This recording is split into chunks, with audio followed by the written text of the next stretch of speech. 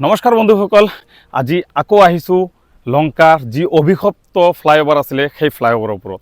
অভিশপ্ত কাৰণ 8টা বছৰ ধৰি পিনে এইখন ফ্লাইঅভাৰ এতিয়ালৈকে কমপ্লিট হ'ব পৰা নাই। এই ফ্লাইঅভাৰৰ কাৰণে কিছুদিন পূৰ্বে আমি কলেজ ষ্টুডেণ্টবিলাকে সকলো গৈ পিনে সেইখন ফ্লাইঅভাৰত এইটো হৰতাল কৰা হৈছিলে, ৰোড বন্ধ কৰা হৈছিলে, যাৰ ফলত ডিচি এডিচি সিহঁতে কৈছিলে যে 31 আগষ্টত এইখন ফ্লাইঅভাৰ অপেনিং কৰা হ'ব। 31 আগষ্ট ইয়ানি কি অহাকালি।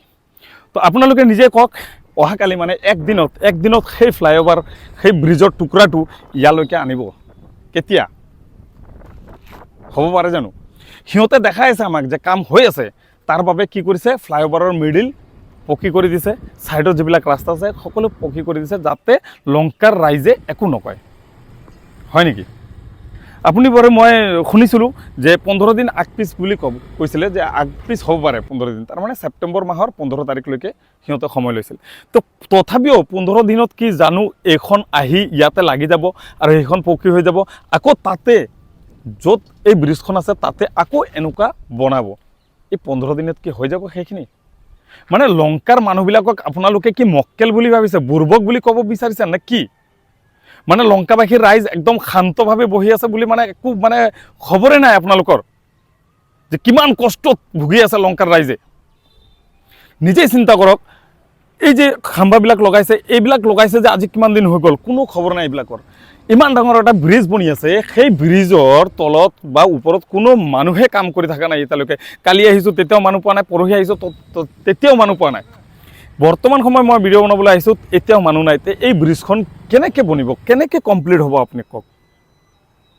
এইখনতো মই দেখিছোঁ যে অহা 3 মাহতো নহ'ব।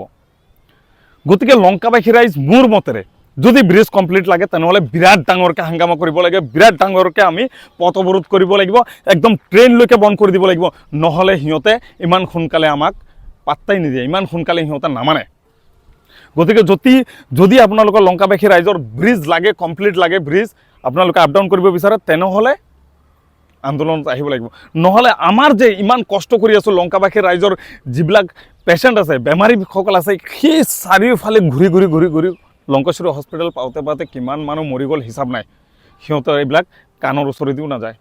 ইমান ষ্টুডেণ্টবিলাক, সৰু বাচ্চাবিলাক ইমান কষ্ট কৰি আহে, চাইকেল এখন নাহে এইফালে দি পিনে, কি কৰিব লাগে, চাইকেল লৈ পিনে ঘূৰি আহিব লাগে।